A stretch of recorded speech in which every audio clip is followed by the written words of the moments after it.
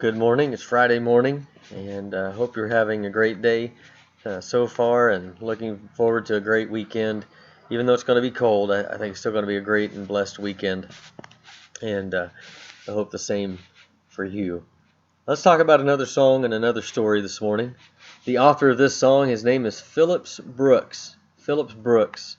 Brooks was born December 13th, 1835 in Boston. He was quiet. He was a reserved giant of a man who stood approximately 6 feet 4 inches tall. He graduated from Harvard while he was yet 19 years of age, and he also became a leader among preachers. Brooks, a bachelor, had no children of his own. However, he loved the children of all of his congregations, and they loved him back very much. And he kept a toy box in the corner of his office so that children might be entertained whenever he was talking with their parents.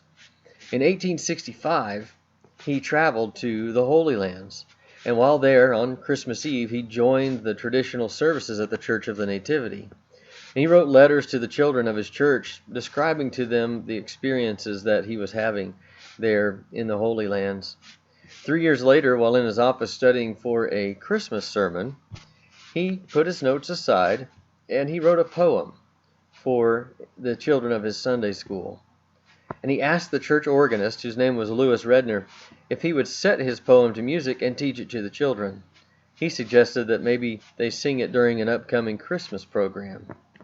Redner quickly agreed to do just that. On the night before the musical program, Redner fell into bed, exhausted, and still without a melody for the preacher's poem. But suddenly, in the middle of the night, he awakened and he sprang out of bed with a beautiful tune running through his head. He hurriedly wrote the notes down and went back to sleep. The following morning, he taught the song to the children at church, and they sang it for the first time.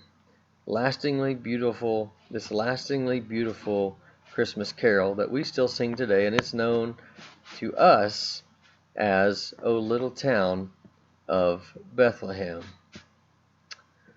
O little town of Bethlehem, how still we see thee lie. Above thy deep and dreamless sleep, the silent stars go by. Yet in thy dark street shineth the everlasting light. The hopes and fears of all the years are met in thee tonight. And Micah chapter 5 verse 2 says, But you, O Bethlehem Ephratah, who are too little to be among the clans of Judah, from you shall come forth for me one who is to be ruler in Israel, whose coming forth is from old, from ancient days. Talking there in Micah about Jesus coming from the little town of Bethlehem. Not a big metropolis, not a big city, not anything flashy or showy. From a small town in a small manger meant for the feeding of animals. The Lord humbled himself and came into the world in that position, in that circumstance, so that he could be king over our hearts, and king over this world in a much different way than anybody certainly expected. We serve a big God.